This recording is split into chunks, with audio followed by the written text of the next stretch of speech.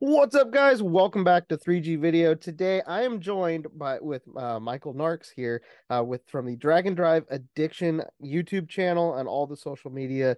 Uh, Big day because today that this is being aired is the Dragon Drive awards ceremony. So we want to talk about that a little bit today. And welcome to our first podcast here at 3G Video. Welcome to the new platforms and such. So, Michael, how's it going today?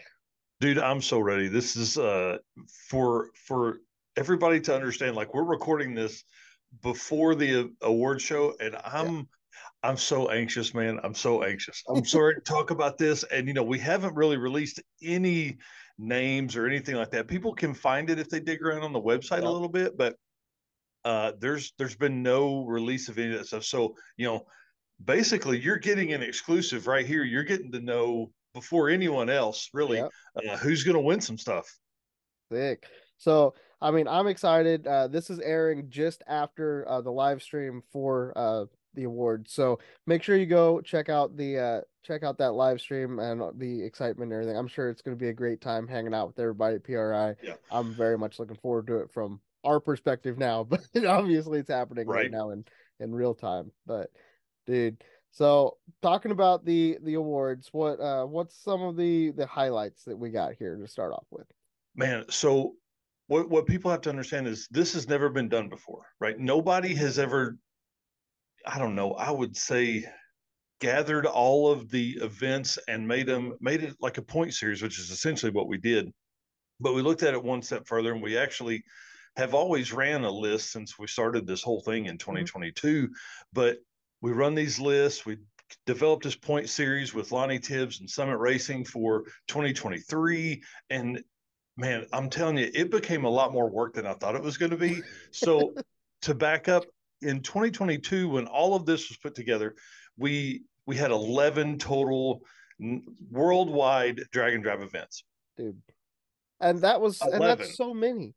It's like Yes. compared to what we were used to. I mean, Yeah. 11 we thought was crazy, you Oh. know. So And then I take and I go, hey, this will be no problem. I'll upgrade. I'll yeah, get these sponsors. It'll be easy. We'll have 18, maybe 20 events because we saw the trend. oh We yeah, had 33 events in 2023, and dude. it's been crazy trying to keep up with all that. It really has become. I mean, it became my full time job. I left my Yeah. corporate job in July to do this full time, and I work on Excel spreadsheets every day for a couple hours. I mean, 6 days a week, probably I'm on some kind of Excel spreadsheet sorting or manipulating data, something like that. So, Yeah. the boring stuff is what's fun to me. I enjoy that and finding those stories and things like that. But then, we go into the time now where I've got to make sure names are spelled right. Hmm. I have I don't know, tens of hours in making sure that names are spelled right. And the same name,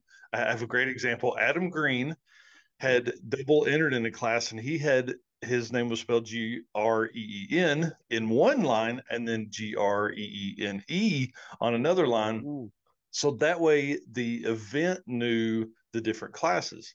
Well, that becomes a problem when you're running Excel spreadsheets because the E Yeah. on the end creates a whole nother line. It doesn't understand that that's the same person. So there have been almost 2,500 racers race in national level events, which for us means a 4 day or more racing schedule that I had to go through individual lines, sorting, making sure everything is right. Bill changing to William, Robert changing to Bob's, all that kind of stuff all year long. So Dude. it's been a wild, wild season. I feel you right there, man. We're in the off season now. Yeah. Off season in Yeah. quote in air quotes there. Yeah. But I feel like I'm more busy now than I Oh, was yeah. whenever we're out at the races and stuff. I mean, Yeah.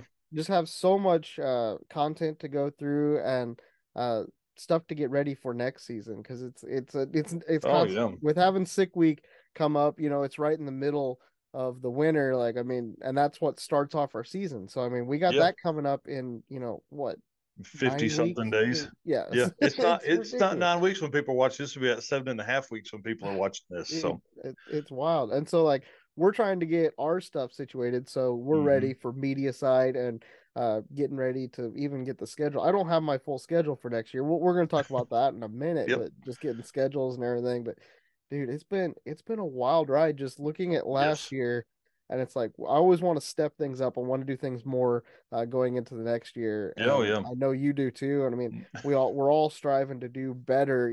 Keep growing, continually do better. But man, there's just so many crazy events going on that it's Well, been so much fun.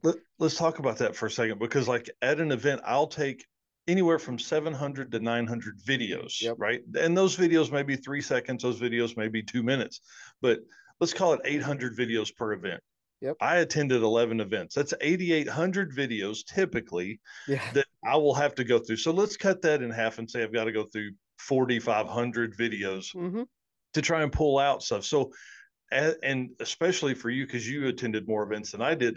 So as you stack those events back to back to back, you don't have that downtime. Yep. Well, typically wintertime was the time we would do that. Oh Now we yeah. don't have a winter time. We don't have an off season because of sick week. Now this is really kind of a cool season because we ran Southeast Street Meet right up Yep. until the middle of November. PRI, which these folks are watching Yep. during PRI right now, is right now. So that's early December. Yep. Then we have until the end of January, which sounds like a long time. It is not. I guarantee it. And then we have a few months. We have from February 1st to April 4th before we have a second event. So Yeah. it's really gonna like we have some time with one event in the middle, but man, it's so hard. Yeah. Like on our side for all the stats because we need to pull all of the cool stories and tell those stories and edit those videos down. And you know it, Yep. it's not hard to spend 2 or 3 hours on one video that's 6 minutes long. Yeah.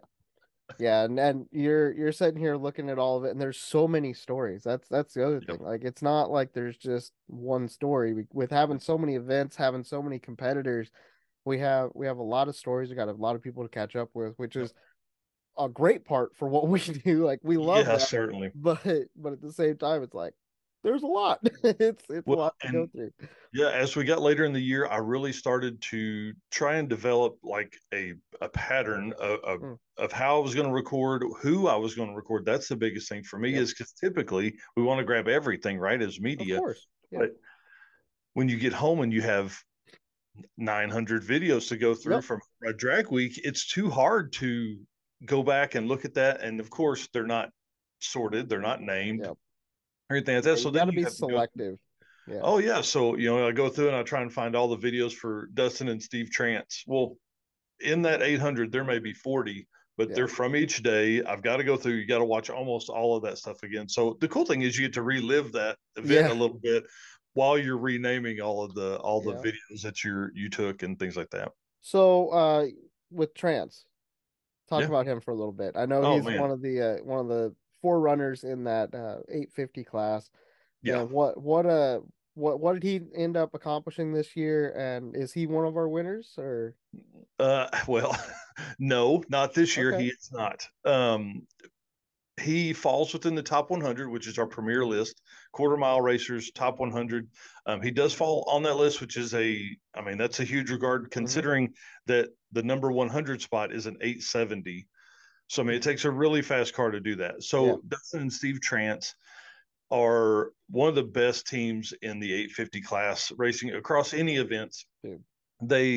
In history, really, they have ran a perfect ET with an 85000. They have, they did that Wow. with 2022. This year, they thrashed to get the car ready, virtually no testing, and go out and absolutely destroy the 850 record, which was Dude. previously like an 8514, which is really close to an 850. Okay. Yeah, Across that's five really days of good. racing. Yeah. Yeah. They went out and destroyed it at 8504 average Oh, across 5 days of racing in completely different weather and atmospheres. We were at Thunder Valley, yep. not Thunder Valley, yeah, Bristol, Tennessee, Yeah, at yeah, Thunder Valley.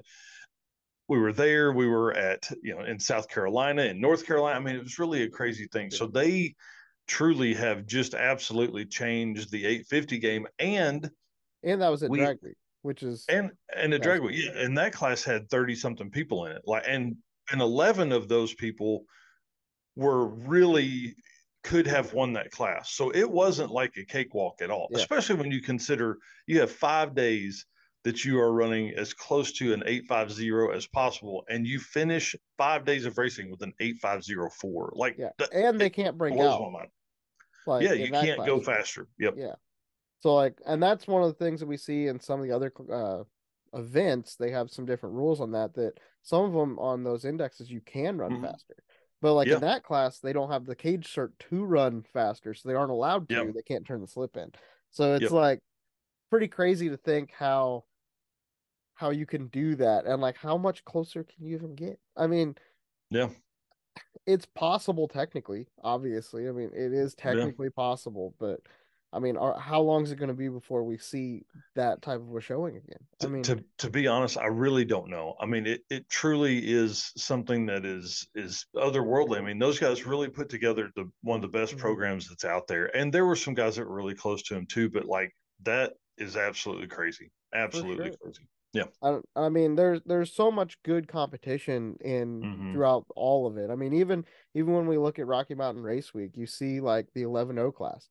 I mean, there's some good Yeah. competition that goes in on Yeah. those guys. Yeah. And I mean, The top 9 or 11 in 11-0 finished with an 11-0 X average. yeah. I mean, like it's Crazy. insane. Yeah. Yeah. Zach Stevens at Summit Racing Midwest Drags, he finished his with a 12,009. Like, Yeah, that's crazy in the 12-0 index class. I mean, absolutely nuts. You know, yeah. these guys have their cars dialed, and that's one benefit to the growth in Dragon Drive is that we Mhm, are seeing this level of competitor come over to the Dragon Drive side. yeah.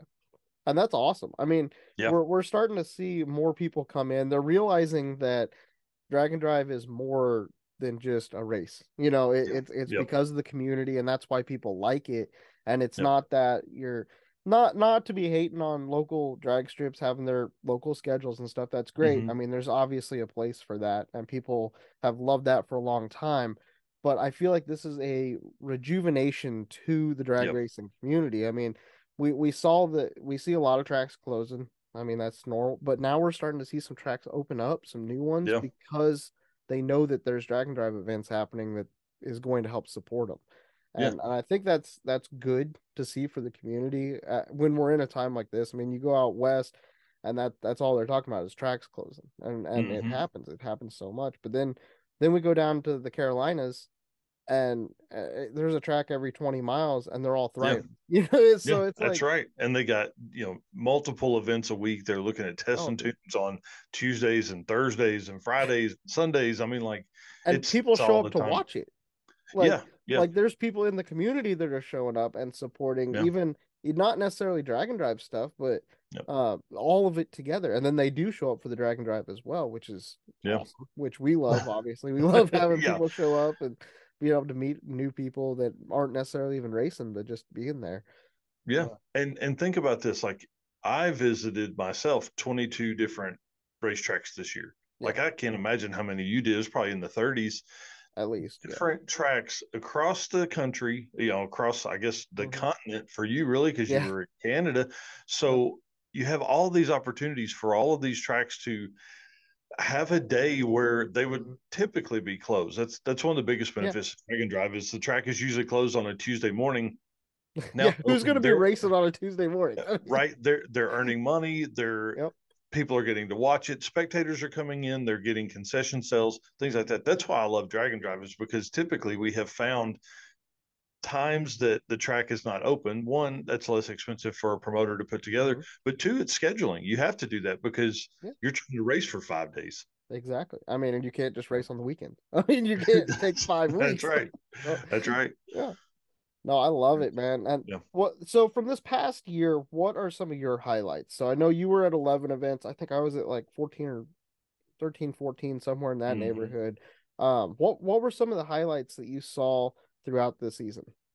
Yeah, I think Drag Week was probably one of my top events. One because of the Thunder Valley, that's a top two Yeah. track for me for the year. It was beautiful. Yep. Um, Drag Week was a lot of fun simply because the 850 class. That's my jam. I love that class. Hmm. I feel like an 850 car, an 850 cage is is where it's at, man. You can Yeah. get in and out of that car easily. That car still looks like a street car. Brian Acton's Nova Hmm. is probably my favorite of Yeah. any race car in that whole mix. And you can look at that car, and with a set of Krager SS wheels, that car looks like a Yeah, normal 1970 Nova outside, right? But it's a then street you car. pop the Yep, hood. It's got a huge turbo. It's got a big inch LS. It's yep, or not a big inch LS, but it's got huge turbo, and then it's basically a stock 5.3 bore and stuff. But it has. I mean, that car is really nice. It has really good case. So I love that. Love hanging out with those guys. yeah, Saw them at the circuit this year, which is the event we host. yep. We saw them at Midwest Drags, and we saw them there at Drag Week. And Dude, they they put put some on a work in huge at show. Drag Week, Oh yeah, man! I'm telling and you, they changed completely rebuilt their yep, Power Glide transmission in the parking lot, thanks to Paul Powell, who was David Armentrout's co-pilot, who ended up winning the Spirit of Dragon Drive look at or that. Spirit of Drag Week Yep, award for not only that helping them, but also a lot of the other people that he helped during the week. yeah. So you got that. I had a ton of fun at Southeast Street and Ute, which was Oh, dude. Vanderhoof Steel. That was a blast. We hosted our own event with 100 cars. It's the first Hmm. time I've stepped off into that level of I plan. really, I really enjoyed coming to your event. That was a lot of fun I on that. appreciate that. So Appreciate that. So I'm really excited about what that means for the future for us. We're already sold out on the 2024 event at nice. 160 cars. Yeah. So, so that's pretty amazing. We've added a track to that. So we'll talk about that in a minute. Yeah, But that event was fun, obviously, just because I had so much work put into yeah, that event, into the of circuit course. 2023, and then it finally come to fruition. Everybody had a great time. Yeah, yeah, Uh, and then Rocky Mountain Race Week, or sorry, Race Week 2.0 yeah. is what a lot of folks Yep, call it.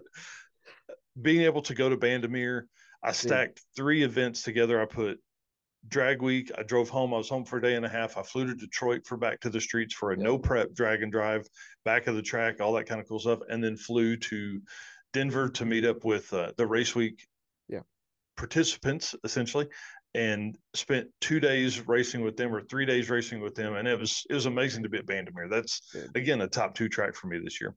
Yeah. Yeah, so that's for sure the same that I look at the tracks that you were talking with Bristol and Bandamere. I mean, they're Yeah, obviously world-class tracks. I mean, they're yeah, some of the best in the country for sure. yeah. Obviously Bandamere is no longer going to be with us after after this year, so Well, and that's why I went. I mean, to be honest, yeah. I think there was a lot of people that went because of that as well. Stephen, my brother, and I had talked about maybe skipping race week this year because we were, it was all the way in Colorado. We've never Yeah. been to 1.0 for the full week, and so that's a big trip for us. I Hmm. mean, he works for himself. He owns his own business, builds Yeah. cars. Him being away costs money, plus him spending money on the trip. Yeah, So absolutely. it was a big deal. But I'm so glad we went. We got some Dude. amazing pictures thanks to a dude that runs 3G Video. I mean, that was kind of a cool deal. Yeah, Well, he you let me know. ride with him. I got to spend some time with you and Yeah. Benny, and we hung out for a little bit. I think a whole day, right? I was with Yeah. you the whole drive day. Yeah, Yeah, the drive day, yep, up in the mountains. the short drive day, the Yeah. 80-mile drive day that Yeah. everybody was like 80 miles. What are you talking about? But it took 10 hours to do. So it Yeah, was we cool. took forever, but it Yeah, happens. it was worth it, man. It was worth it. It Yeah. was really one of the coolest experiences I've ever had on a drag and drive, and that was a ton of fun. And to be able to like help you get some of those rolling Oh, shots on dude. the mountains, that was really cool to be Yeah, able that to was do, fun. We and were getting and pictures all of that. Jason Yeah, Hurley. That was a lot of fun. We were following them up through the mountains, yeah, and I mean, just seeing these race cars, like that caliber of yeah, a race car driving through the Rocky Mountains. It's like, yeah, yeah, this is cool. yeah. Like It was that. pretty neat. So, I would say those are definitely some of my highlights. Being able to it's going to sound crazy, but being able to quit my day job with a Yep. wife and 2 kids at home that are in competitive sports and do this full time, I can't say thanks enough to our sponsors Yeah. and then all of our race car friends is what we call everybody that watches our stuff. So, appreciate Absolutely. everybody that made that possible. So, Dude, yeah, it's been a wild ride this last year. I mean, yeah, from my side of things, it's been pretty crazy, and I know from you it has been. I mean, it's yeah, been really cool getting to hang out. I feel like I see my race car friends. I see right. them more than I do my friends even here at home. Oh Uh, yeah, because like even when I'm home, I'm working on this stuff obviously oh all the yeah. I time. mean, So it's like it's I joke with folks all the time here. So there's a couple different cars and coffees here in town, and I had not gone to one for like 18 months because I had been traveling yeah. so much. So I've made it a point to try and get back out and see all those folks and say hi and all that stuff. So, Oh, you guys are but still yeah, it's having the cars same and thing. coffee, man. Oh yeah, dude, it's going to be. Dude, So we're doing cars and coffee this Sunday, and it's going to be 50 something. Nice. So yeah, It'll be nice and warm. Shoot. yeah, it'll be chilly in the morning, but we get through this. There'll be a really cold one in January, and then by February we'll be back in the 50s. So Okay. Dude. So yeah, 2023 was a crazy year, obviously. I mean, I can't believe what all the places that we've seen. And I mean, I have adventure videos that are coming out. We just started having some of yeah, those come out, and then everything. So like that's been crazy for me, is the adventure side. I mean, I love the traveling section of it, and I love seeing stuff. And looking into next year, it's one of those things like I want to do more, obviously, because I want to yeah, see new places. I always like going to new places and seeing that and exploring, and yeah. that's just who I am. Um, and I want to get to some of the other events that haven't got to cover yet, but I also trying to figure out what I'm going to go to next year, because there's so many, and Yeah, a lot of them are overlapping this year. yeah, That's what I'm finding is really difficult, is trying to figure out yep. where to go. I mean, I have some that I really want to do that are like on the top of my bucket list of like I have to get to Hmm. these places, but don't know how to do that. I don't know how to make that happen with the other Well, events. well, So, we know how you do that. You got to find you some sponsors. That's one of yeah, the reasons we're all going to PRI too. yep, yeah. Because I mean, obviously, looking back at last year, I mean, some of my highlights were, um, a lot of the smaller events. I know that that sounds weird. I mean, obviously the big events are really cool, and that's what does well on the channel. And we have Yeah, a lot more views because you get the craziest cars on the road that yeah, humanly possible. right. And that's obviously really cool to see. But I like going like I had a great time up in Miles of Mayhem. Yeah, I love that group, and I love getting to see the areas, and just a new experience for me. But yeah, it was one of the harder events as well, with the internet issues and then just funding. Because I mean, it's yeah, it's a long event to get up there. That, and then Death Week was also another hard one, but totally worth it. It was worth going right. to both of them for sure. Just for me getting to see those areas, and with Death Week being an only, it's the One only time time you're deal. gonna do it. Yeah. Um, Oh, believe me. Every time you posted something, every time I was like, man, why didn't I do that event? well, Why didn't I go there? I had the same feeling with Chris Story whenever he was up in Alaska, Oh yeah, and you would see the things that they would send back. It's like, man, I gotta, why am I not there? Like, I yeah, should be that's there. exactly right. Yep. But I mean, I think that's just kind of our personalities, in Yeah. what we're doing. It's just like we don't want to Yeah. miss anything. And FOMO, fear of yeah, missing out. yeah, And that's the hardest part for folks like us that have followed for a few years and have been on several of these. uh-huh. It becomes very difficult because you're like, I know those guys are having fun. I Oh know yeah, they are. They're seeing parts of the country I've never seen. So yeah, yeah. it's gonna be. It's, Yeah, 2024. We're already looking at 24 events on the schedule. Like, not that we're attending, but yeah, 2024 has 24 events on the schedule already. So yeah. it's pretty wild, man, to and think that and we're there's still gonna that have stuff more already. announcements. Like Oh yeah. probably the week that this is airing, we're gonna have probably some more announcements because of Oh, for that. sure. We And we should by now we should have 1.0 Rocky Mountain Race Week 1.0 dates yep, and tracks should be out, so that'll be really that'd cool be to good. know. And obviously we have that on the list because we know that is an event that's going to happen, but Yeah, now we'll be able to absolutely. populate it with dates and tracks and all the stuff that can come from that. And hopefully we'll know registration dates for that as well. That's our Yeah, next step in our evolution of the Dragon Drive addiction brand is yep, how we build out more information for people. We want to be the source. We want to be the place yep, that you're going to think, hey, what event is going on in May and where is it? And you just go right to Dragon Drive yep. Addiction. That's awesome, dude. I mean, that Yeah. that's really good. I mean, it's good to have a place to go to that so that people can, and then they can figure out what events they want to do. I mean, Yep. from there.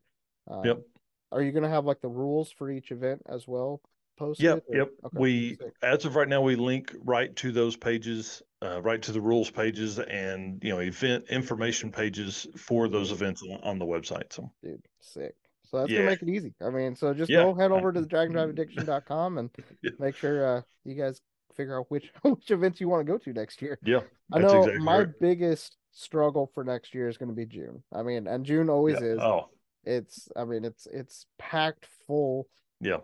If things, I was looking at the schedule, and if things work out the way that they did kind of last year with Rocky Mountain Race Week, now obviously it's going to be completely different. I mean, we have no Hmm. idea really what to expect with that because tracks closing, and Yep. so I'm curious as to what's going to happen. I know we were talking one at one of the events we were talking about what we thought might be a cool idea, Yeah. Yeah. going to some different tracks that would keep it in the mountains kind of, but Yeah. because I mean that's the calling card for that is in the mountains. And do you think that if it if it moved away from the mountains for a couple years, you think that's going to hurt the event?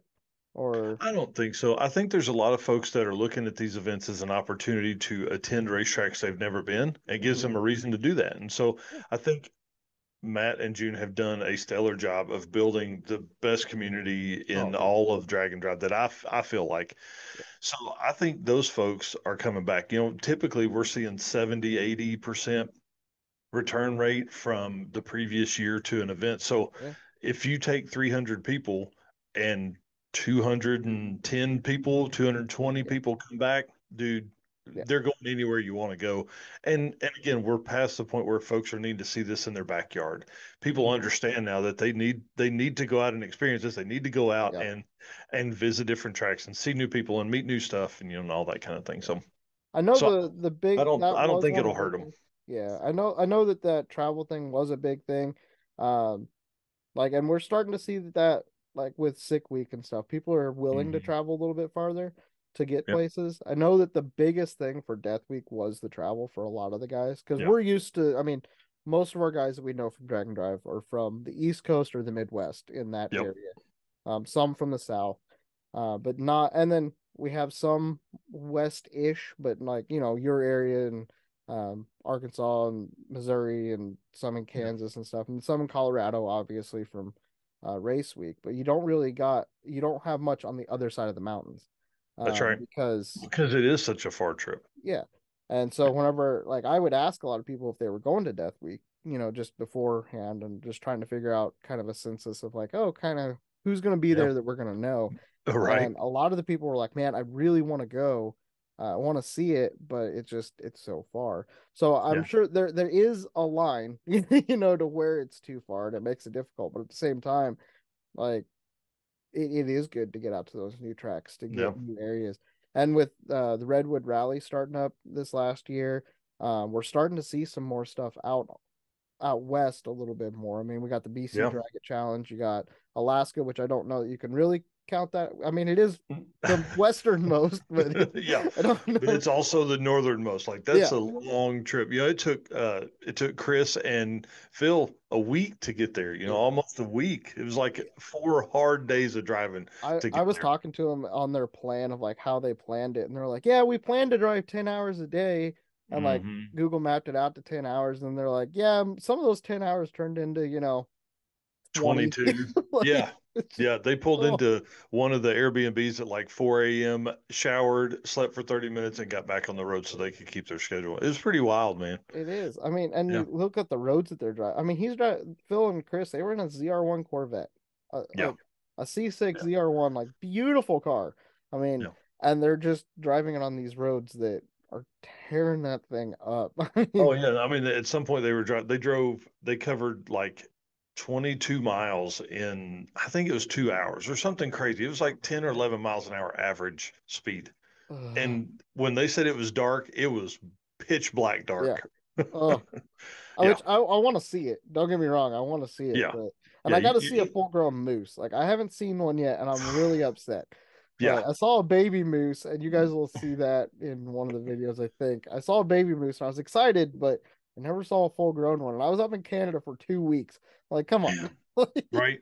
I thought Mises, what's plural moose? meese? Yeah, I think it is meese. I don't know.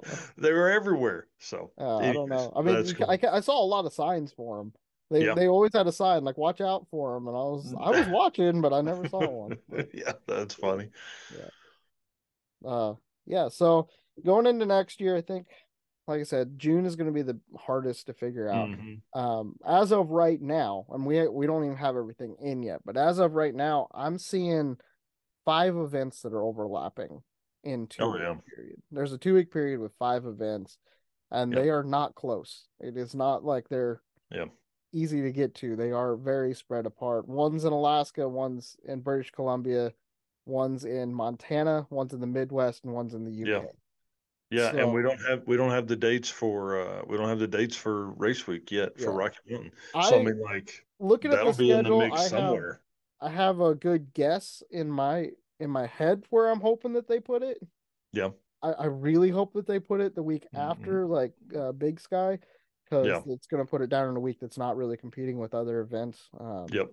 That would be But awesome. I mean, obviously they have to work with the tracks that they have, and Yeah. I mean, there's only so much you can do with that. I mean, and it's not Yeah. necessarily their fault. I mean, that's what we saw uh, with some of the other events that it Hmm. was a track issue. Like not Yeah. that the tracks were having an issue, but it was just a scheduling with the tracks that they had to Yeah. put it on a date.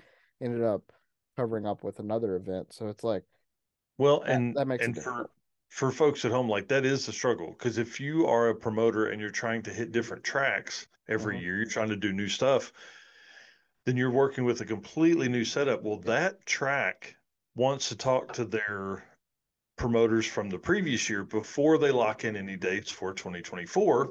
yeah, So those 2023 promoters may not have their stuff together yet for their 2024 dates. yeah, So unless you have worked with tracks for years, it becomes very difficult to start figuring out schedules and all that.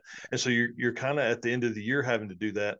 I think moving forward, we'll see things like Midwest Drags has done, where they've set up the dates. You know, it's like this week of July every year. yeah. So, you know, you'll have folks like Tom Bailey and the SIC team that'll set up their dates in June. Hey, it's going to be the second week of June. You know, like Hmm. Midwest Dragons is the second week of July. So you have the same schedule, but then that becomes a problem on them because now they've locked their dates. Yeah. But So did now the they? tracks they have to fit Yeah, around. Yeah. yeah. You have so you know. Do you negotiate with your tracks for the 3 years? Do you go the same tracks for 3 years? I don't know. I don't know how they do it. So I don't know it's going what to be that's. interesting to see because like we really are moving into what is going to become a more professional feel to all of this. You know, Yeah. we are living what NHRA did in the 50s. Like Hmm. this is exactly what happened with them in the 50s, you know, where they Yeah. began to kind of build out this whole thing. And, you know, and what's funny is everybody always talks about, you know, Dragon Drive is still kind of a little bit outlaw because everybody has their own rule set, all that kind of stuff. Yeah. But, and I think we'll probably always have that because you have folks like Matt who went to 2014 Drag Week and created Rocky Mountain Race Week in 2015 based on a different set of rules that he felt would be better suited to what he envisioned for his event. And Yeah. it's done great for him, you know. So they kind of follow the same stuff, same ET lines and things like that. But, you know, he added all of those index classes, 9 through 14 second Hmm. has an index class for every one of them. So it's pretty cool. Yeah. And I mean, it keeps it competitive for the little Yep. guy, which is Yep. cool. I mean, it gives them an opportunity to actually win something, Yeah. even though they don't have the fastest car in the world, which is cool. I Right. mean, for somebody like me who's I'm not able to have the fastest car right now, and Yeah. I appreciate that. I appreciate the events that take care of the little guy, and I know Yep. that I try to get as much of that as I can on the channel, but obviously I don't want to have every single pass from every day when we're doing a daily Right. vlog. So it's like it's trying to manage that, uh showing as much as I can of the different people and Yeah. showing everybody, not just showing one type of car, but then also keeping it entertaining and doing that. So that's what I always struggle with. And I don't know that I struggle with it, but I just do the best I can um Yeah. in there, and I hope the audience, enjoys it. That's Hey, all that I listen, try. if the Um, audience wants to see more of that, they can come yeah, to the event. yeah, That's the goal. That's what we're doing. yeah. We're literally promoters for all of these events, talking Yeah. about all that stuff. I mean, I hope we get more of an audience showing up to them too. I mean, Yeah. the one thing that I'm seeing is the culture is changing a little bit in the Dragon Drive, um, from 5 years ago. I mean, if we look at Hmm. 5 years ago, there's only what, 3 events 5 years ago. Yeah. So Yep. we had 3 events, and the drive was there. The people, Yeah. they they would do everything that they had to. Like they would do Hmm. anything and everything they had to finish the event. I mean, so we were seeing a lot more crazy. crazy scenarios of people on the road doing stuff that you would never do to a race car. Like, I mean, Right. changing an engine on the side of the road, doing that type of stuff. And we do kind of still see that in the culture a little bit, but I feel like it's starting to come to the point that if something major goes wrong, someone will be like, "Oh, well, I'm just going to take it home and fix it. We'll be at the next event in 2 weeks." Yeah. And I don't know if that's good or bad for the sport because I think one Well, of the things that yeah. people really like seeing was that crazy grind of like, oh, we're gonna just do everything that it takes to Yeah. finish.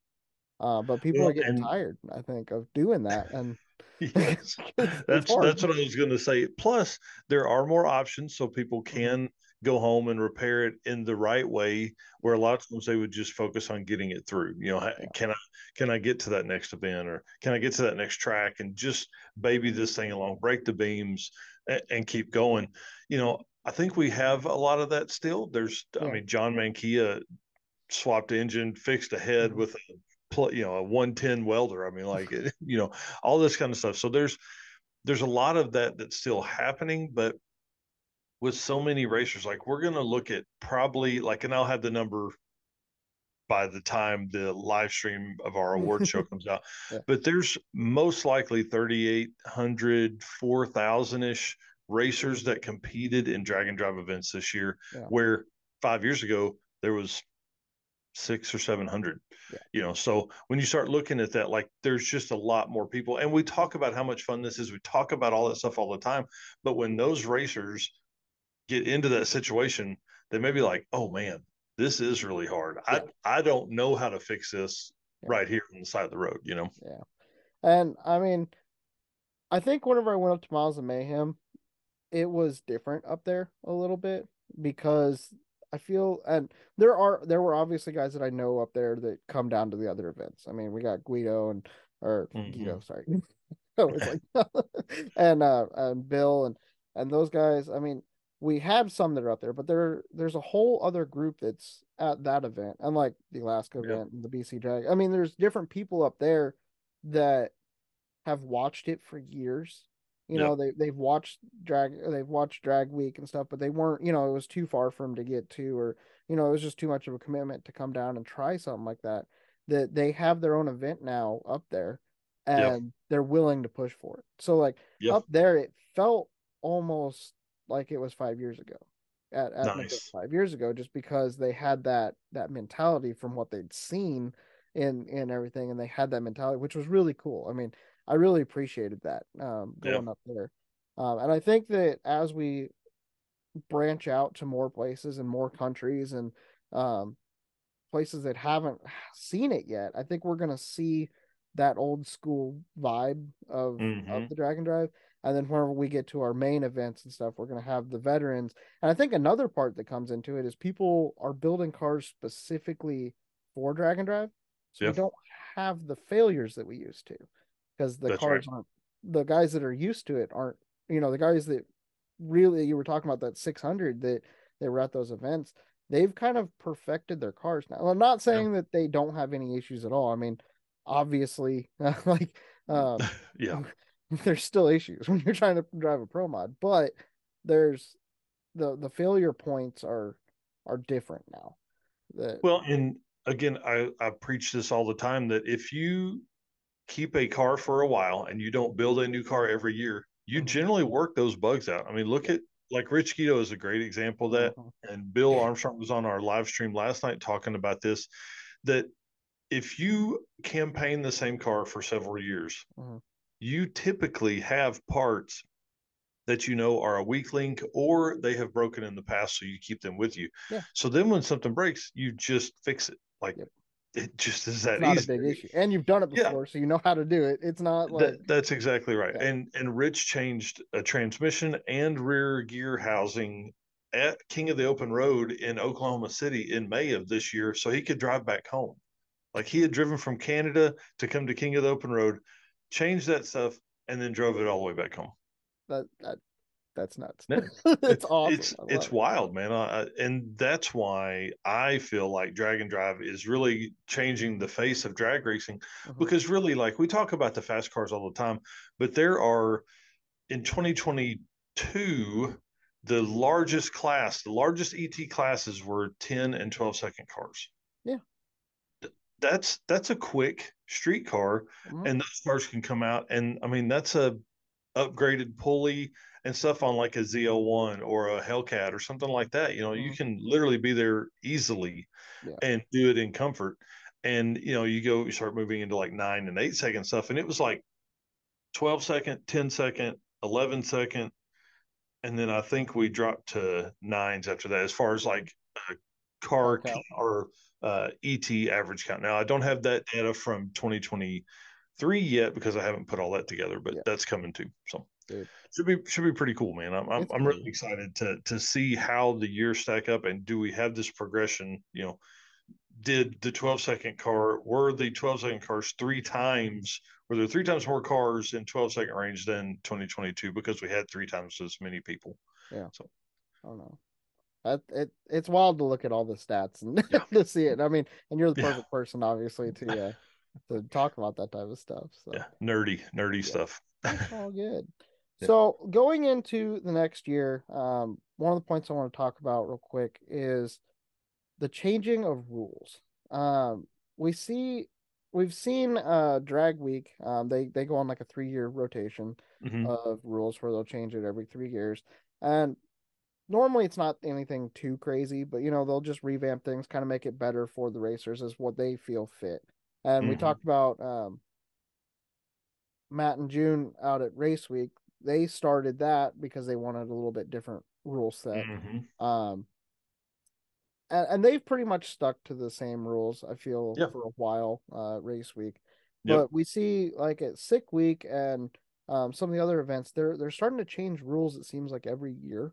And it's like I don't I don't know how I feel about that because I there's good things that come with that because they're trying to make their event better. They're trying to, uh, you know, they see something that this year and it's like, oh, well, we want to change that because we feel Hmm. like it's going to make it more competitive. It's going to make it better.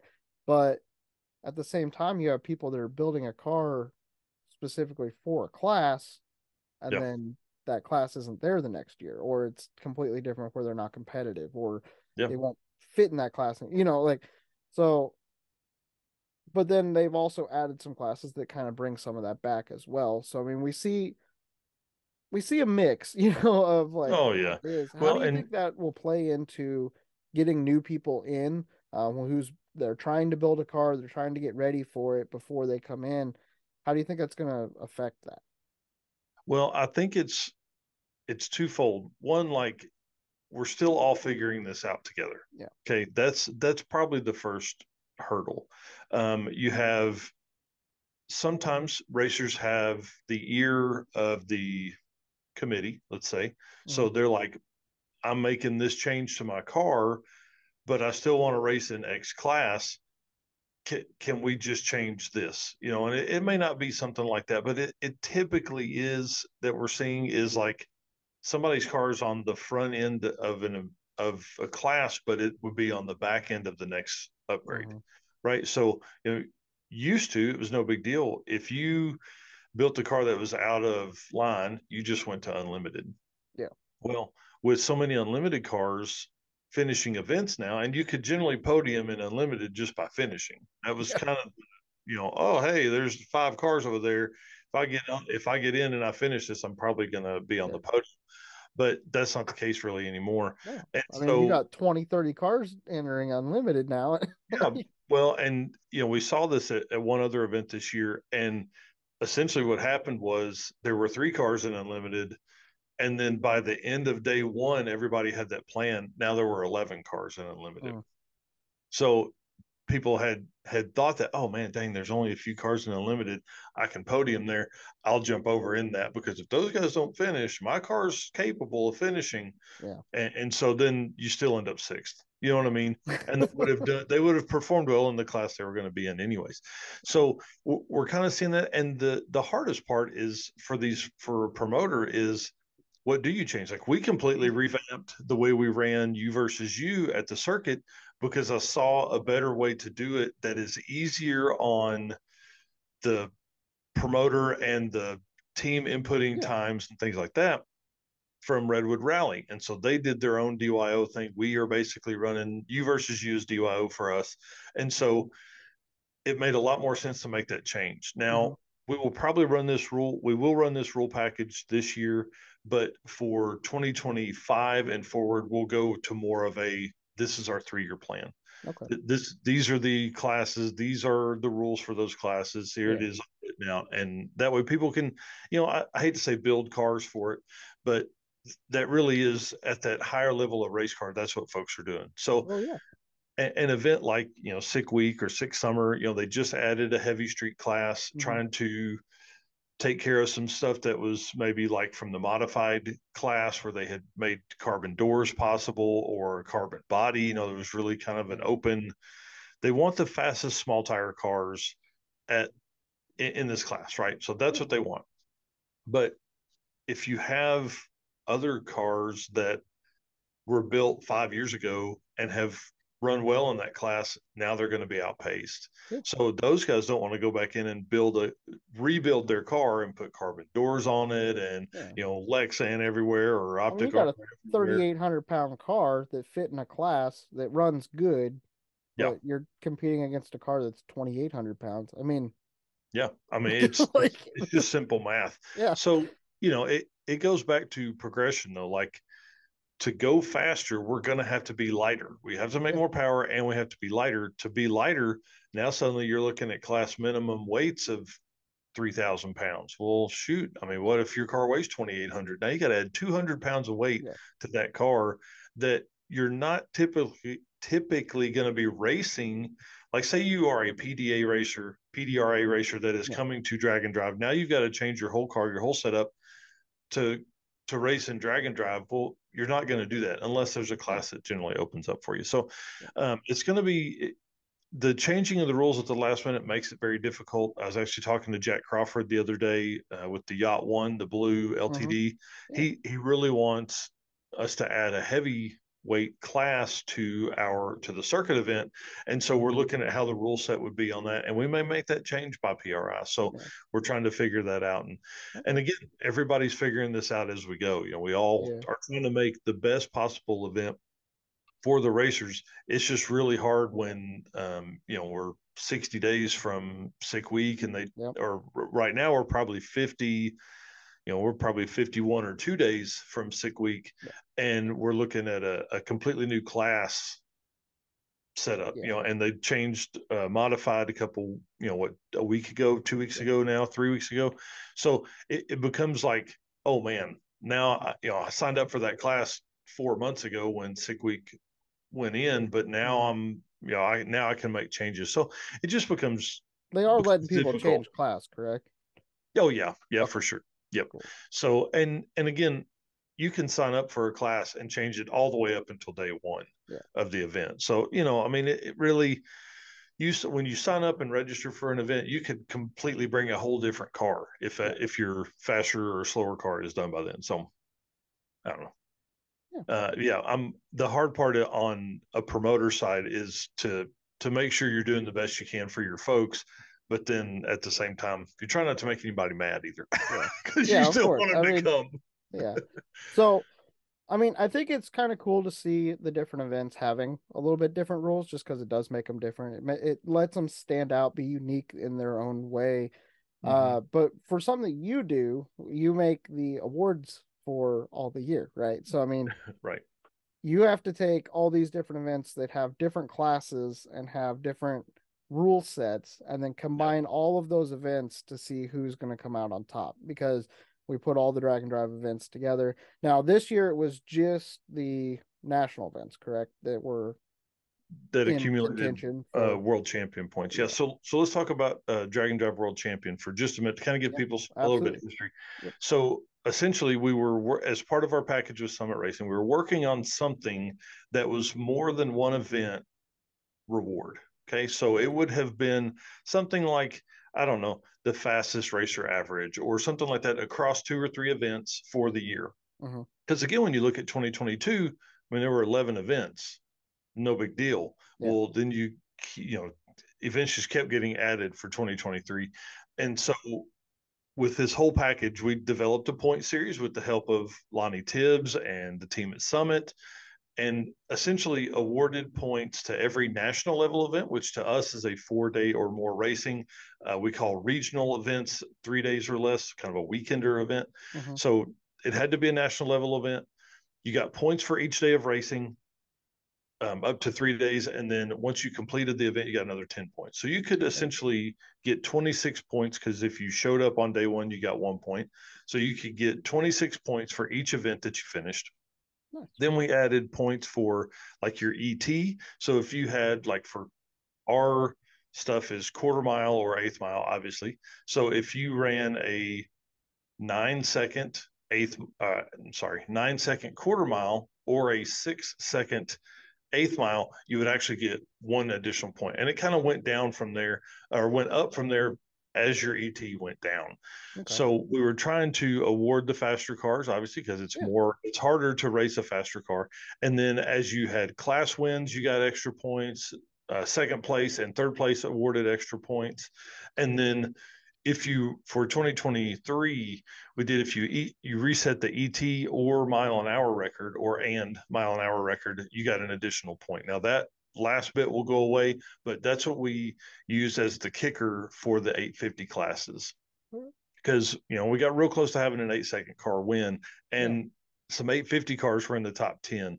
So that was kind of our goal. We want to change that up a little bit because it ended up being that the cars that could run all out, it was way easier for them to reset the record than it was for a car that's ET limited. Yeah. Well, that's cool. Get Yeah. kind of thinking through it. And I know with like we were just talking about all the events, changing the rules a little bit Yeah. just to try to make it better. I think we're in a teething age right now. Yeah, We're for starting to sure. we're starting to teeth a little bit in the industry, and we're trying to figure out how it's all going to work. I think the next couple years are going to be a real telltale sign of like kind of Yeah. where it'll settle down. I think in a couple years, and we'll kind of get into a pace, and as it grows and people come in, but it'll be interesting to see how it all plays out. I mean, Yeah. I'm I think, excited to see how you guys do with your awards and everything. Just to see, people are starting to actually fight for something. I mean, that's the only yeah. reason we had a couple cars show up at the street meet. I mean, like a lot of the guys showed up at the street meet. It's a great event, but Yep. some of the guys were showing up at that event specifically trying to get points Yeah. I because mean, that was the whole goal. That was the final event of the year. yep, Yep. Southeast Street Meet ends in November this year. And so it was a national level event because of the car, because of the registration count, but then also because of the day count of the track count of racing. yep, And so we had Bryant Goldstone and Ryan Hargett both yeah, show up with intentions to, I mean, that was their run at the world champion. They were going to yeah, take it all right there. So we love to see it come down to the last minute like that. I mean, it really came down to the last day, and Ryan blew his engine apart yep. on his last pass of the event on Mm-hmm. some 275s to lock in his spot for the world champion second place. Okay, So it's pretty crazy. can we say who won now since it's after the Yeah, awards certainly. ceremony? Yeah. Bryant Goldstone is your first ever drag and drive world champion with 114 points. Dude, He won his class at every event. He reset records at the two of the three events because Six Summer was the inaugural event. So they did not have an opportunity to have a baseline ET okay, for those ET and mile an hour. So he set those records for everyone to follow, but he won his class at each event. He was the fastest overall at two of the three events he went to, okay, or maybe all three. I mean, like he really did what he was supposed to. He averaged 6 or 4 seconds at each one to gain those points. I mean, it really, you couldn't have asked for a better person to win the first yeah. ever Drag and Drive World Oh, Championship they did presented by Summit fantastic. Racing. I Yeah. mean, they had to push so hard too. I mean, it wasn't Oh, easy for them by any means. no, no, And struggle we've after seen them. struggle. I mean, the first Dragon Drive event I went to is the one like that I was at in person. I mean, I'd watched a lot, but the first one I was at was when he rolled that car. Oh, man. Yeah. And so like seeing it go from that, at my first Yeah. event to him winning the first ever world championship. It's really, it's kind of surreal for me to see that Oh, I progression. bet that's awesome. Yeah, So he's a great dude. Him and Brian Robbins competed two events. Rob Sanders competed at Six Summer with him. I mean, they really did put on a show. yeah. They truly showed how to win that. And without if they had not shown up to Southeast Street Meet, we really still would have had a runoff between Ryan Hargett and Corey Thompson, Hmm. who Corey Thompson also did the same stuff. He won his class at Six Summer. He won and reset records at Rocky Mountain Raceway Dude. 1.0 and 2.0 in a car that runs high sevens and low eights. Yeah. And he did it essentially solo. He did it 100% solo on Six Summer. And then he was with his 12-year-old son, Logan, for Rocky Mountain and Race Week. That's cool. I mean, his Yeah. son's probably not wrenching on the car like Corey needs to. They had the radiator out when I got to Race Week. I mean, like it's a whole thing. Yeah, So he earned it too. And for him sure. finishing third is a huge win. He actually, after Race Week, took the lead, or after Rocky Mountain took the lead in the championship points, and after Hmm. Race Week took the lead in championship points each time. And so he watched every day. Him and I were messaging during Southeast Street to make sure, like, he's like, hey, where am I at? Where am I at? Yeah. Where are they at? What are they going to get for points? And so it was really cool to see the final run up of that. Yeah. I mean, you feel for him, he did Yep. he did what he could, Yep. but I mean, still finishing podium is huge. I mean, Yep. especially for the first year and everything. That's cool. Um, I'm sure we'll see some changes in the rule set for Yep. going forward. Just trying to make it as good as possible. I'm sure. Yep. Um, so yeah, I'm excited to see what this kind of turns into because it's putting that drive back into people to really to push again. Yeah. Well, and as the years go on, we'll have a better prize package, Mhm. and it'll get bigger, it'll get larger. We'll Yeah, award more. I mean, things like that. Like this year, second and third place get a really nice trophy. Next year, can they get some extra things given to them? Like yeah, it's going to really be a great opportunity. that's awesome. That's awesome, man. Well, I'm excited to look into next year and see where we're getting to. Um, what do you think we're going to see? What do you think is going to be the major changes going into the next couple years? What's going to be the big ticket thing? What's going to be the classes that people are going to be watching, and where are we going to kind of stand with some of this? Well, for us, we are. I mean, I'm in love with the 850 class. So my intention is to really dive deep into that class, talk to as many racers. A lot of the events that we will cover will lean towards that class. We'll talk about other racers and things like that. But that to me is a car that most people could build and be relatively competitive. You're not going to be competitive right out of the gate, maybe. But I feel like the 850 class is a great way for the community and the drag and drive events and promoters to really grow the sport. I think that's what we're looking at. And then the 10-0 class, I think that will become highly, highly competitive, Okay. not just in the race week and index stuff, but Drag Week runs a Street Machine Eliminator, which is the 10-0 class, and then they run a shootout at the end. I think we're going to Mhm. see some of that go on. I think we're going to see 850 and 10-0 really grow and become premier classes. Unlimited gets a lot of the attention from Mhm. magazines and people kind of on the outer bubble of what Drag and Drive is because those cars are so fast and Yeah. because they are driving on the street. Yeah. But I think as far as like the really in-depth stories and real stuff that one we're going to cover, but I think that will take attention will be the 850 and the 10-0 class. Okay. Cool. I like watching the stick shift class personally, just Oh, because dude, I didn't it's even think about crazy. stick shift. Yeah, I think we're going But to see way more classes of that. We talked to Bill Armstrong about that last night on the show. He was like, there were 22 stick shift cars at Miles of Mayhem. It was the second largest it's class. crazy, and Yeah. those guys did well, of course, because Oh yeah. they're going to. Yeah. Yeah. But Bill I mean, Bill won. I mean, he drives a 1500 horsepower Ford Fairlane. yeah, I mean, just Yeah. casual stuff on the street. Yeah. Right. And then we got the Factory 5 coupe from up in Canada too. I mean, that Yeah. thing's Chris Hine. nasty. I mean, it's just Oh so yeah, fast. dude, that car's 850 capable for sure. It ran 840s at Bandamere. Yeah, yeah, one Like, of my yeah 840s. Yeah, yeah. It's and that car they is were is trying to slow awesome. it down.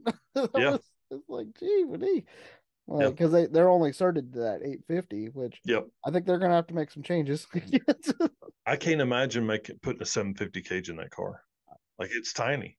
Yeah, I mean, I think it's gonna. I think that stick shift class is gonna move to that though, because I Yeah. mean, you're allowed. Well, I mean, stick shift. That's the only limiting yeah. factor, right? Is just it has to be a stick shift. I mean, For right now, I yeah, think you'll see. Yeah, that's another class we're going to see continue to grow. But are we going to see some? Are we going to see like it maybe divide into two classes? You know, mm, do we have the fast stick cars and then the slower stick cars? You know, is it like faster than 10.0 and slower than 10.0? yeah. I don't know. It's gonna be interesting. Do it like a cage cert kind of breakdown Yeah. between them or something. Yeah. That'd be interesting. I mean, because I mean, Cletus used to come out with Leroy. I mean, he was Mhm. running what they were running sevens with it whenever it was in drive trim or something like I that. think they had went 830s. I think was the Okay, it previous was in the record eights. before Okay, Chad Fegley. Yeah. okay. So we have we're getting cars that are coming down. Does he who holds the record in stick shift of like a Dragon Drive? Do you know that Chad offhand or Fegley with a 80. 80 is the okay, Mm-hmm. and that's in Yeah, that Corvette, correct? 806 or something like that. Yeah. That's in the red Corvette. Yeah. Yeah. Yep. Okay. So he's holding the record at 8-0. So do you think we would have somebody like a Cletus McFarlane or one of the big names start running that stick shift class again? Or do you think that with him having mullet and running, in those higher classes that he'll just stick with that? Do you think we'll see a rise of that stick shift class come back? Oh yeah, I mean definitely. I think we're certainly on the up of the stick shift stuff, you know, with Bill Armstrong and the bank shift Billy parts and pieces, and so many people getting so much attention from the stick shift stuff. I think we're only in the we're on the bottom end of what we're going to see for stick shift classes. Okay. Again, like we said, I think we're going to see that split into two. I think you will see some very fast stick shift cars come into drag and drop because they can dominate right out of the gate. Yeah. Chad's 8.0 averages, I mean, was supposed to be demolished at sick week, and we were expecting several 7 second stick shift quarter miles, but nobody finished. So, that's one of the largest struggles of stick shift stuff is keeping it alive. And again, for stick shift drag and drive stuff, it's not Linko stuff. This is leg activated Yeah. H pattern shifting. So, will we ever see some Linko stuff in it? Oh yeah, for sure that happens now. But will we see some 7 second H pattern stuff? Certainly, Yeah. certainly gonna see that. Do you think we'll ever see a six? Whew. I mean, there's so few cars, there's so few stick shift cars that are running sixes currently Yeah. that to take one of those and convert it to a street car and make it live, probably. But man, that's really, really Yeah. fast. It is. I mean, and it's so hard. I mean, on the transmission itself. I Yeah. mean, you're using slipper clutches at the point. I think is Bill and them using slipper clutches already, or Yeah, so Rich Keto uses a Black Magic slipper clutch, changes the weights on it, changes the pressure, things like that every time. He drives on a certain setup and then gets to the Mhm. track and changes it. But Bill Armstrong actually uses a hydraulic setup and uses his Bankshift Billy setup, which is like an app activated clutch delay, essentially. He obviously can explain that a lot better than I can, but Yeah, yeah, so was the bite that you want and digitally with your app, and then it will only allow that to happen when you activate it all. So it's wow. really pretty cool setup. Yeah. No, that's So awesome. that's helped a ton. Like he actually shaved more than a tenth off of his ET with that, but then he's seen people shave as much as a half second off of their ET just because it makes it way more consistently to launch. It makes it a lot easier to launch. So Yeah, that's yeah, awesome. I mean, yeah, that's huge. I mean, it's just those guys are being that's a place that they're being very innovative. I mean, you yeah, have to be to figure out how to make that, to be consistent and be fast yeah. with them. I mean, it's not an easy task by any means. So, That's right. Yeah, and typically I go to the line to watch stick shift stuff because of the violence. I dude, say that all the time. Like they're gonna wheelie, they're gonna hop, they're gonna yep.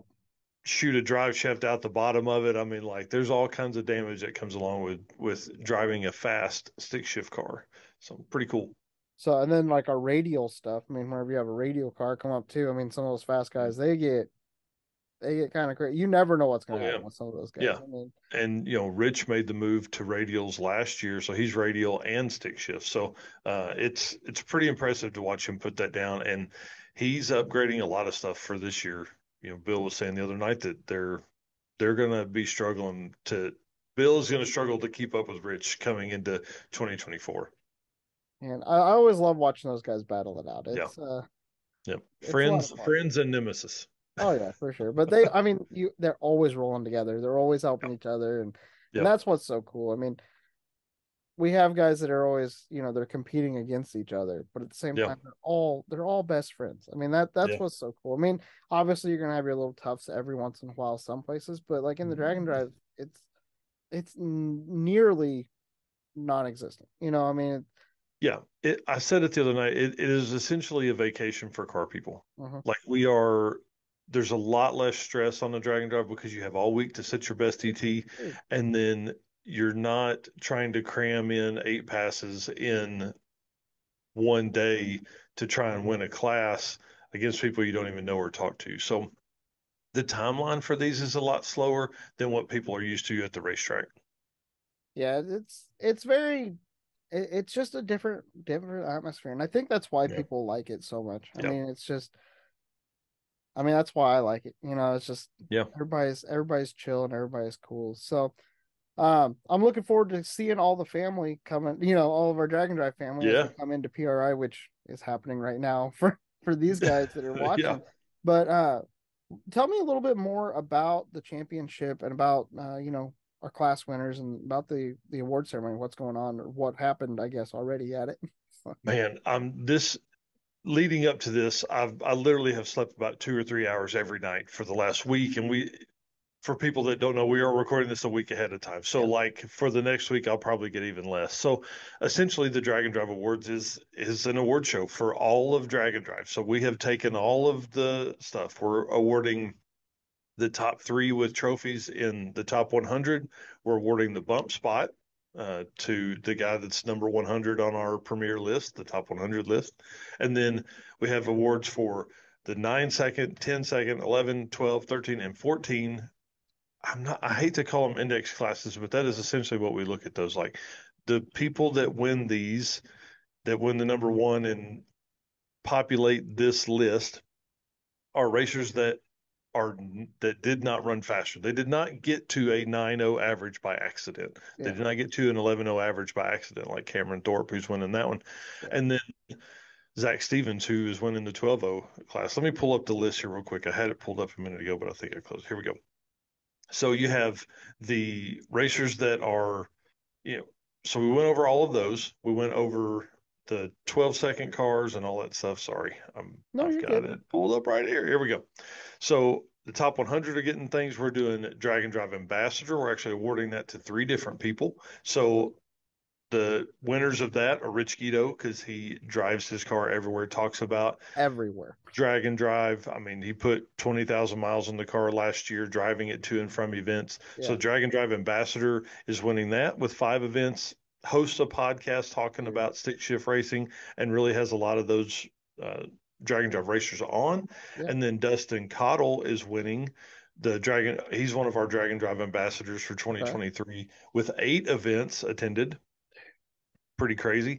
And then Phil Balmaceto, we were talking about earlier with the Corvette, he is Yep. another one of our Drag and Drive ambassadors. So Dude. congratulations to those guys. Pretty awesome. And the Yes. reason they won those is because we feel they are putting that out there in the world. Yeah. Dustin Cottle runs a Facebook page called Unlovable for the Chevy Love truck that he has, Yep. or the 2 Chevy trucks that he has. And he raced 8 events this year. Like, you can't get a better ambassador than a guy that's That's going to be out there nuts. going to these events, posting about stuff, talking about it, all that, and the So is struggles that they that had. that's a new record of events attended in a year, correct? Yeah, I mean, we've never seen that before. Obviously, I mean, there never been a chance for somebody to attend 8 events. Yeah. Yeah, pretty It's much. Yeah. just crazy. It's crazy. So we have the Sweet Patina toughest roadside repair. They're going to have to watch that because we are literally, Eric and I were messaging while we were recording this, talking Yeah. about the racer that's going to win that one. We have Okay. several different people. So that's the Sweet Patina toughest roadside repair, the Molly Dude. Motorsports drag and drive, a spirit of drag and drive, which again is going to go back to somebody that has helped folks, that has attended events, that goes fast. I mean, all that kind of stuff. And then Yep. we have the drag and drive Road King, which is our first time to ever hear of that term being used, but it's going to Rovic from the Yukon, Oh, who sick. put more than 30,000 miles on his cars, truck and trailer or the Yep. car this year, going to 5 drag and drive events. Dude. That was nuts seeing him at Drag Oh Week man. and then at Race Week and then at Death Week all in a row. Like Yeah. I got to spend some time with him. It was really cool Yeah. getting to see him. He's one of the nicest dudes that you'll Yeah. ever meet. And Yeah. he just started his drag and drive career in 2022 and attended 3 last year, and then Yeah. another, and then 5 this year, and 5 national level events, like week long events. So Yeah. pretty crazy. We're awarding the national 235 eighth mile class. We're awarding the top 3 in that. And Jordan Tuck is gonna, he of course took the number 1 spot with his 464 average at Sick Week, and then Sheldon Root with a 480 something, and then Ryan Hargett on the 235 went 480s, like 486 or something like that average. Pretty That's crazy. crazy. So those top 3, we got a national 275 plus list, which is which is like 275 tires or big tire, whatever size you want to go. Mm-hmm. So 600 people competed in eighth mile classes or events at a 275 tire or larger. Wow. Crazy, crazy, crazy. So Bryant Goldstone is obviously the number 1 with his finish at Southeast Street Meet with his Mm-hmm. 450 average. Shane Props from Redwood Rally is second, and then Mm. Ryan Hargett again taking the number 3 spot in the National 275 plus because of his Southeast Street Meet finish, because Yeah. he campaigned that car in 2 different Yeah. classes. And Absolutely insane. that's the only event that you're allowed to do that too, correct? Do 2 Yeah. classes. That's Yep. awesome. We haven't seen that anywhere else. And then we have a regional quarter mile top 3, and then a regional eighth mile top 3. So pretty cool. And then of course the Drag and Drive World Champion. And if you'll let me, I'd love to go over the prize pack for that. Yeah, go for it. Yeah. So Absolutely. the Drag and Drive World Champion, again, first ever time we're going to do this, presented by Summit Racing. Our winner, Bryant Goldstone, is walking away with a $500 Summit gift card, a custom Summit Racing jackets with the Drag and Drive World Champion 2023 logos on them for him and his 2 co-pilots. I'm excited about that. We developed a special 2023 Drag and Drive World Champion decal for the car. I'm providing enough that they can put it on the car, the trailer, the toolbox. They can put it on their house if they want to. I don't care. I've got enough stickers for them to put it everywhere. And then free entry for 2024 into Southeast Street and Yeet, Rocky Mountain Race Week and Race Week, Hot Rod Drag Week, and then a guaranteed spot in Sick Week and Sick Summer, which is pretty cool. And then Precise Built Tools just sent me a torque wrench that they're going to give, that they can put, it's got a case on it and everything that they can put in the trailer. So that's pretty cool from Precise Built Tools. Appreciate that. Nice. And then we took a lot, well, I was going to touch my chest, but I'm not wearing my Drag and Drive Addiction hoodie today. But a full Drag and Drive Addiction apparel pack, hat, Nice. shirt, hoodies, license plate, everything that we offer, they are getting. So pretty excited about all of that. And he wins that with 114 points. Absolutely, like we said earlier, dominated every event that he attended. Fastest in the event, fastest class win, reset records, all that kind of stuff. What is in theory the highest point count that, like, if you did absolutely everything you could do, what is the highest point count you could get? So if he had finished Sick Week, he would have, and reset the records there, he could have earned 116 points. 2 points more. Like, yeah, yeah, Okay. and that's theoretically yeah. I mean, that's all he could get, because he finished with a 6 second and 4 second average at 6 second average at Six Summer and Drag Week, and then a 4 second average at Street Meet. So yeah, yes, he's 2 points off of being the max points. Now it won't be that for 2024, because Okay. we're going to change up some things. Cool. So we're working through with Summit on what to change, and again, make it easier, make it I don't know, wider, I guess. So if we're looking at class winners and things like that, like people that win all of this stuff, what's their points, and then how do you determine at the end? Yeah. Because he would still win based on, if we took away the ET and mile an hour record points, he would still win because he is, one, the faster car, but then two, he did everything you possibly could. Yeah, that's awesome. So, yep. And Ryan Hargett, who finished in second place, actually tied Corey Thompson, who was the current leader going into Southeast Street Meet. But for Ryan to take second, he had to win his class, run a 4 second average, Uh-huh. and finish the event. So he did all of that and reset the class ET record. And so he did that because we didn't have mile an hour information from previous Southeast Street Meet events. Okay, that's Yeah, crazy. That's yeah, awesome. pretty wild. So he tied it, and he's obviously faster than what Corey Thompson was. So he obviously moved ahead from there. Yeah, Yeah. cool. So I know this year, we were doing all just national events for the points championship, Mm-hmm. and they were all in the all the national events were in the U.S., correct?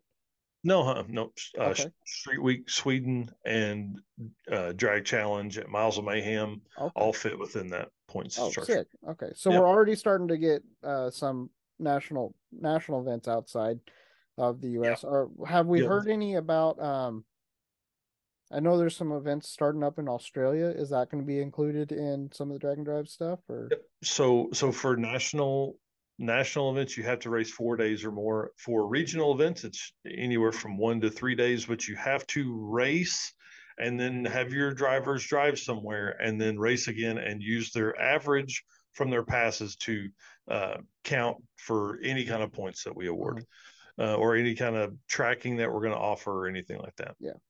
So are there how many event are there some events down in Australia? I think there's one in New Zealand as well that's starting up this next year. Is that correct? Yep. So the New Zealand event happened a couple weeks ago, and they definitely they are counted as a regional event because they did that same format. Yep. And then Haul Ass Garage has the Hard 1000 or Hauling 1000, something like that, where they're going to run 1,000 kilometers for their event. That's 3 days of racing. So Okay. that should be a fun one in Australia. And then of course you Awesome. have Street Machine Drag Challenge in Australia too that counts as Okay. well. Yeah. Awesome. That's Yeah, exciting, so man. so it's definitely worldwide. The reason we named it national level events is because, well, I mean, we didn't want to call them week long and weekender. Like that Yeah. didn't sound Yeah. as Yeah. cool as national or regional. So that's why that naming convention came up. And essentially, we just did that because it was easier. Okay. But yeah, if an event runs 4 days or more of racing, they are considered in our world a national event. And we're not. I mean, like we do this based on what we feel is what we want to track and cover and what Yeah. is a drag and drive in our opinion. Awesome. Awesome, man. Well, I'm excited to see for the next year. And Yeah. are there any, have we heard? So right now we have the US, Canada, Sweden, the UK, Australia, and New Zealand all participating in Dragon Drive. Is there any more that Mm-hmm. did I miss any of those or I haven't seen anything in South America yet. I don't know the car scene there, but I would think that Brazil has a pretty good car scene, but I don't know their track situation. okay. Again, you can use the same track for a drag and drive event. Yeah. You just need to get in to be able to drive from track to track, Yeah. or make a A loop. drive day of some sort. Yeah, yeah. Yeah, in our opinion, you need to average 85 miles of driving per day between drive days. And that's an average. Okay. So Okay. if you have a 3 race day event, you need to drive at least 160 miles. Yeah. This isn't something that we're going to count 30-mile drives, because what we've seen is a lot of true street classes call themselves drag and drives, and that's not the case. Yeah. So you should really name it a true street. But hey, drag and drive is hot right now. So if you have the opportunity to name yourself drag and drive, you might as well do it, I guess. So we saw one event that has a drag and drive class, and they're drag racing, and you literally drive 10 miles around the facility, not even out on the street. And Man, it's a drag and drive. So that's why we kind of set these rules and limits based on what we cover, yeah, and what now absolutely. we cover anything that typically has a drag and drive in the name because we're furthering the community. Yeah. But for our records and our racer lists presented by Summit, all that kind of stuff is going, that is needed. We had to lay some kind of baseline for Yeah, that, because absolutely. 10 miles is way easier on a car that's on the ragged edge than Yeah. 80 miles. Yeah. Yeah. So, I know that even from my car. yeah. It's Yeah. easier to go. Yeah. It was weird. We got back to well, even coming back to street meet when I'd been out on the last three events before that were all national. Well, I mean that was a national Yeah. too, but um it was weird because like we got the drive paper and it was like 120 miles, and I was like, Yeah. why is it so short? Like Yeah. it was just it Yep. was weird. Just And that perspective changes a little bit. well, and talking about the mileage, one of the hardest parts we want to do with our point series is we don't want to favor an event, right? Yeah, So we don't want to award points. We don't want to award mileage points. I don't. We may end up doing it because it is definitely a game changer and worth more. But then you're going to push people to those longer yeah, events, and we don't want to provide favoritism where, yeah, oh hey, well, oh man, if you had raced Rocky Mountain Race Week and drove 1,100 or 1,200 miles, you'd have won the world champion. yeah. That's hard because we want people to go and attend the events they want to attend, and it be as symmetrical across the events as possible. It's hard though, because I mean, one of those things when you do look at it, I mean, there some events are harder than other events. I mean, Oh yeah, 100%. for sure. Yep. So I don't know, is it one of those things that it would push people to go to the easier events because there's a better chance of you finishing and doing that, or Sure, maybe. I I don't know. That is the I hard don't know. part. I mean, it Is truly, and again, just like I this said is with these are all the things remote, you have to think through. I mean, yeah, I there's mean, just so much to think through when yeah, trying to plan something like this that, and I yeah, think this shows the audience, like you're never going to have the perfect system. No yeah, matter how you do it, yeah. it's not going to be perfect. It's going to be good, but it won't be perfect. So Well, there'll and always be something. yeah, and look at it from this perspective too. Like, it would be like trying to figure out a point series for one single world champion across Top Fuel, Pro Stock, and Yeah, everything. So because those there's guys have different it rule easy. sets, or yeah, it's Yeah, those guys ridiculous. have it easy. Oh, if you win rounds, you get points. Oh, that's easy. We don't have that. We don't Yeah, have rounds that you can win. We have days of racing. So if yeah, you turn in the time slip, even it may be a 20-second time slip, you broke the beams, like that's still the way it works. yeah, Like that's the way we get our points. But if you have an event that has 4 days of racing and an event that has 6 days of racing, which I think we're probably going to see some this year, how do you do that? How do you make it all work and make sense? So it really is a struggle. It took us about 3 months to put the base together last year, and hmm so obviously we have what I feel is a good base this year. Now we're yeah, going to make just a few tweaks and make it possible. My biggest thing is I want the possibility of an 850 car to win the world champion. Like that's because those cars are cage limited. They cannot go faster than yeah, 850. So how do they have the opportunity to win that? So yeah. so it comes down to I think we're probably going to award more class win points, and maybe move some things around and make that possible. Okay, cool.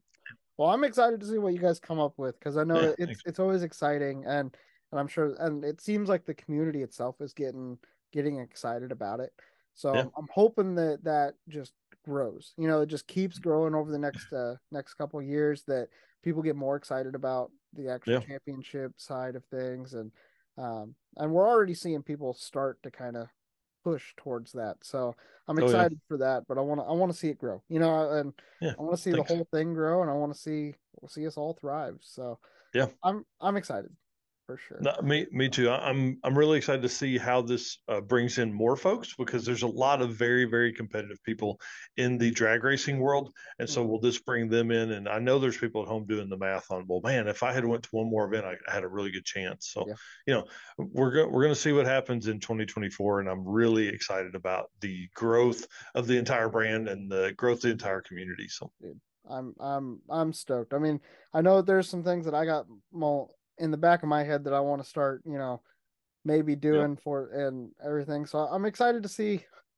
where that's gonna go. And yeah, I mean, with you guys having an event and everything, I don't know. There's a lot that I got on my mind. So yeah, perfect. we'll kind of see going into the next coming years how Cool. Dragon Drive is going to go, how my channel is going to go with obviously I follow a lot of the drag and drive stuff, and then Hmm. I do some other event stuff as well that I'm excited to see branch out on some of that Yeah. stuff, and then watching you guys grow with everything, drag and drive is awesome. So I appreciate that. Yeah, we're pumped, and obviously, dude, we love you, man. You shown me the light on camping. You've made it possible for me to attend more events because it is less cost to yep. camp. And really, I got home one time. I think after the whole drag week into uh, back to the streets, and then race week, I got home, man. I was like, man, I wonder if my kids would go camping with me. I wonder Yeah. if we could get the tent out and sleep outside a little bit. I So love it. yeah, yeah, it's pretty I amazing. I know whenever I got home from the Miles of Mayhem trip, that one, because I was on the road. Well, I mean, I've had two trips that I was over a month on the road, and Yeah. that one was a month and a half. And I got home and I couldn't sleep in my own bed at home, And to like have the because window open. well, not even that. It was like it was too soft. I was so used to my bed in the car that I have a pretty good setup. If you guys watch the channel, Yeah. watch my channel, that I have a pretty good setup with my camping. That I got a bed in my car and it got, got microwave and all that. But like Yeah. I was so used to my bed in the car that whenever I got in my bed here, it was just like couldn't do it. I couldn't That's sleep. funny. It took That's a couple awesome, dude. days to Yeah. reacquaint myself to be able to sleep and get good night's sleep.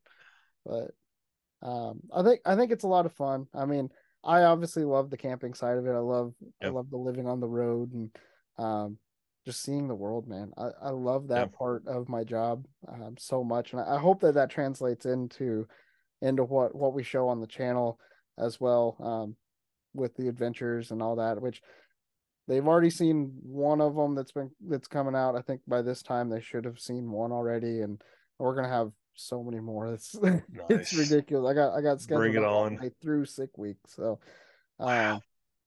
um, I've already. I mean, I'm working on my schedule for getting videos edited and getting videos out to people, and it's exciting to see like because everything seems like a blur from this last year because Oh there's man. just so much, and I think we're gonna have to start getting used to that because it's getting kind of crazy with the drag and drive stuff. But uh it's been such a blur that whenever I go back and I'm editing these videos that I've stored back, I'm working on them and I'm like, oh right, I forgot about that. Yeah. Like Yep. and it's cool to relive those moments of the traveling, but also some of the events and just Yeah. like I go through and I got a whole thing on my hard drive that it's just I'll go look at it. I'm like, oh, I forgot I even had that video sitting there that I need to edit. Yeah. So and I'll throw that in the list of That's things to cool. edit. And so it's been really good for sure this whole past year, and I just can't wait for next year. Yeah, Uh, dude. It's gonna be nuts, man. yeah. What the big sky, I'm not trying to. I don't have official what I'm going to next year, but Hmm. the Big Sky one kind of seems interesting. It's Oh intriguing to yeah. me, Yeah. being up in Montana. Um, so and it's one of those that it is possibly for me to get to, but it's one of those five that's in 2 weeks. So it's like, Yeah. dude, it's just so difficult Yeah. to You, try to. you're gonna have to select which ones you want. Dude, That's it's gonna be the rough. hard part. So Yeah. we'll Um, see. I think that's gonna be really cool. And I think so that guy is going to be at PRI, so you should run Okay. into his name's Well, Austin. I met him Oh, perfect. at Death Week. Yeah, so I Oh, met him at cool. Death Week. That's I great. didn't get to talk to him much, but I did get I Yeah, got some. So it'll be cool. cool to meet up back up with him at Yeah, and he's going to actually come yeah. by our booth Oh, on sick. Saturday morning at 9 a.m. Eastern, and we'll go Okay. live talking to him at the booth there. So that'll be tomorrow from when you guys are watching this. So make sure you Yeah, yeah, go follow Dragon Drive Addiction so you can see that live stream. So that'll yeah. be sick. You're getting Oh to yeah, meet some more of the promoters and everything. That's yeah. awesome. Do we know of any of the other promoters that's going to be at PRI or? Yep. So Redwood Rally is going to, they actually Okay. have a booth set up in the Green Hall. So that's going to Oh, be kind of sick. cool. They're right across from the Street Outlaws. So they're going to be there. That's pretty exciting for them to be there. Of course, Tom Bailey's going to be there with the sick Yep. events. And then there's somebody else. Sorry.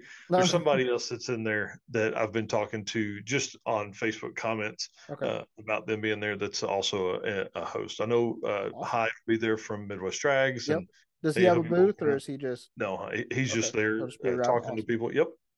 So should be a good time. I mean, PRI is going to be nuts this year. Dude, So I'm so excited. I love PRI, and yeah, it seems like my mood of PRI has changed so much recently just because a couple years ago I would just go to see the cool parts and see the yeah, cars that are there, and I yeah, was like, oh, this is cool. And then now being in the industry even more with what I'm doing, it's turned to whenever I show up, I'm seeing my friends. I mean, yeah, we're hanging out with all the people that I know from out the year, seeing everybody, yeah, catching up. And then it's also like getting to meet these people from the companies that I've been working with, or yeah, trying to, foster new relationships with companies that are wanting to get possibly into the drag and drive space, or yeah. uh, it's Wanting kind of that cool just to meet coverage, all you those know. people. Yeah, Yeah, yep. That's cool, man. Well, I'm really excited, but I've I've got to go, man. I got to get to work, dude. I do Sorry. too. No, it's all good. I got videos to edit and everything, and it's been great having you on to the show. I really Thanks, man. appreciate you taking the time for it, Yeah, and we look forward to seeing some more podcast form stuff. So, guys, be yeah, making sure to follow us here at 3G Video on whatever you guys are listening or watching. If you're here on YouTube, make sure to hit that subscribe button, hit a like on the video. We appreciate it so much. And if you're watching on the other platforms, make sure to subscribe, follow, do all the things. Um, it's been a crazy ride this past year, and I'm looking forward to doing more stuff as we go in. So doing more podcasts, doing more Hot Wheel videos, doing more adventure stuff. So be watching for all that content coming out. Um, it's it's crazy. I mean, I don't have any time. I keep no, losing all my time, yeah. but that's part of it. So cool, man. Well, thank you, Michael, for being here. Awesome. Make sure you Thank go you. check out his stuff. Tell everybody where they can find you. Yeah, man. We are probably most active on Instagram under Drag and Drive Addiction, and then secondly would be YouTube, and after that Facebook, and then we have a TikTok that I'm working my way on to continue to post on that, but now that is 6 or 7 different locations that we post on almost every day, but we are definitely most active on Instagram, drag_in_drive.